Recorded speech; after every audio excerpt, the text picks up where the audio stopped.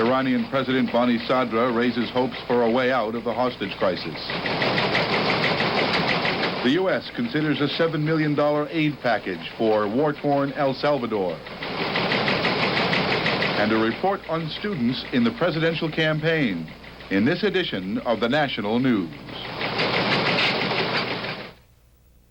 Ever since the 1968 Children's Crusade for Eugene McCarthy, college students have played an important role in presidential campaigns, both as voters and as campaign workers. Students and young people pulled out the vote for Senator Kennedy and for Governor Brown in Maine last weekend. They're being actively wooed in New Hampshire right now. From the University of New Hampshire in Durham, where the competition is fiercest, we have this report from John Manning of New Hampshire Public Television. Under New Hampshire law, anyone who registers by this Saturday can vote in the primary 10 days later. Students make up a potential of about 10,000 votes here, and several campaigns are active. Republicans as well as Democrats are courting students, but one issue seems to prevail. Mostly nuclear power. That's probably a major issue.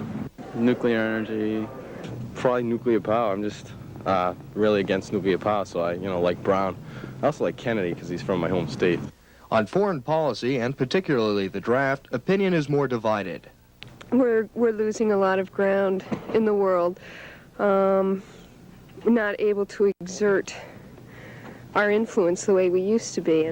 I don't see the draft as being a real necessary means of going out to Afghanistan and preventing whatever action is going to be taken out there. I think the draft is very minor as far as I'm concerned. I'm in favor of the draft at this point, or the registration anyway.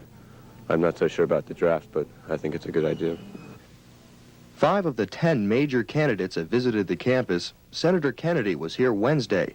His campaign is very active here, so is Governor Brown's, but there is little activity by the Carter campaign.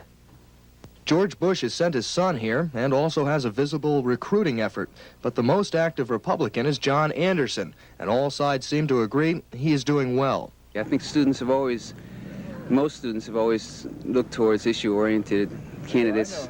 Governor Brown, John Anderson has really picked up a lot of support on campus also. I see a lot of people with his buttons on.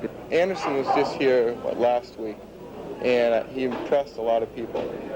I don't know how, in terms of draining, he is doing. I know he's all of a sudden come out of his bubble as a nobody on campus.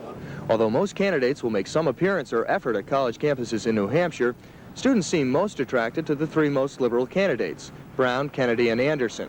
Bush also has some strength here, but there appears to be little support for any of the other Republicans or President Carter. At the University of New Hampshire's Durham campus, John Manning reporting.